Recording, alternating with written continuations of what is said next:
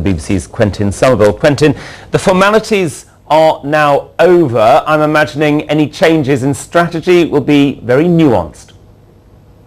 That's right, because he is the father of the counterinsurgency strategy. They used to call it the McChrystal plan here, but really it was based on a lot of what General Petraeus came up with. He in fact wrote the book, the Army's book on counterinsurgency. Today we heard from him. It was, Owen, as you say, it was a very simple ceremony. He took a salute from troops from about the 40 plus nations who make up the international force here. He was past the military colours. He is now the commander of 130,000 foreign troops here in Afghanistan, and he said the war is at a critical moment. We must demonstrate to Al-Qaeda and its network of extremist allies that they will not be allowed to establish safe havens in Afghanistan from which they can launch attacks. So a reminder there of why these foreign troops are fighting here in Afghanistan. Now, that infamous McChrystal interview with Rolling Stone magazine highlighted the real tensions between the military and the politicians. They haven't really gone away, have they?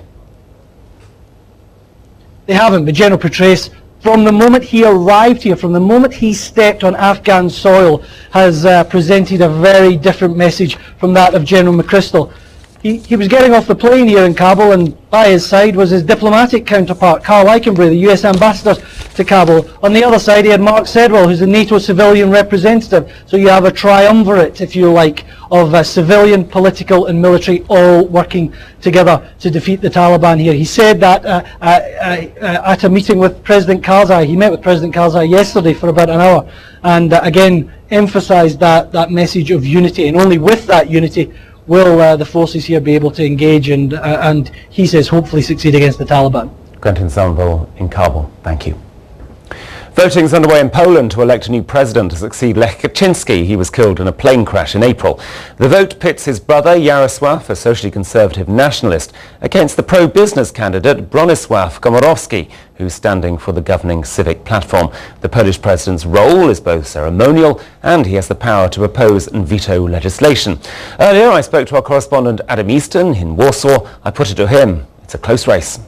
It's likely to be very close, Owen. Yeah, Mr. Kaczynski has been catching up considerably in the opinion polls in the last few days of the campaign, and they generally tend to underestimate his support, so it's too close to call. The choice. The choice is between Lech Kaczynski's identical twin brother Jarosław, who's hoping to carry on the legacy of his late brother. He's a social conservative who also blends it with social inclusiveness, a sort of left-wing sort of economic policies. He's pledging to help the needy in Poland. And his main rival, Bronisław Komorowski, he's the governing party's candidate and acting president.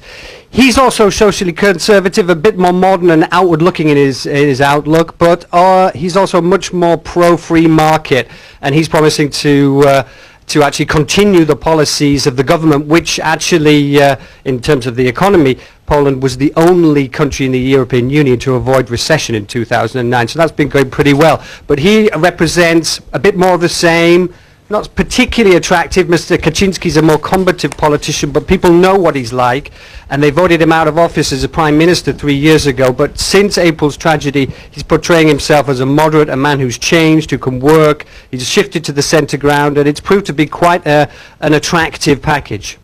It's Adam Easton in Warsaw. Right, we've got some news just coming into us here at the BBC. Reports from Lebanon say the country's most senior Shia cleric, Grand Ayatollah Mohammed Hussein Fadlallah, has died in a hospital in Beirut. He was 74. The Grand Ayatollah was the spiritual head of the Lebanese militant group Hezbollah in the 1980s. We'll bring you more on that throughout the day here on BBC World News.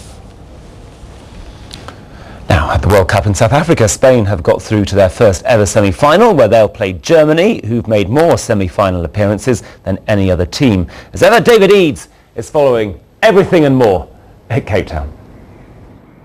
Owen, thanks very much indeed. To steal a cliche, it was a day of two halves really yesterday in terms of the way in which those matches unfold. Germany scoring goals for fun as they marched on yet again to a World Cup semi-final. It would seem very odd if they weren't there, wouldn't it? And Spain, who've never been that far before, squeaking their way in what was a very, very different match indeed. We're going to get the highlights of that game because it could have been Paraguay, in fact, who went ahead. They had a penalty on 59 minutes, and it was Oscar Cardoso who saw his shot saved by Casillas, and it wasn't much long after that the Spaniards had their own penalty. Alonso scoring, but then having to take it again because of an infringement, and second time round it was saved. So a mad dash last few minutes led to David Villa, star of the show for Spain so far, just wrapping it up in a bit of a ping-pong finish there to get Spain across the line 1-0 and into territory never reached before. So obviously you can imagine jubilation for Spain. For the midfielder Cesc Fabregas though, already looking ahead to that semi-final against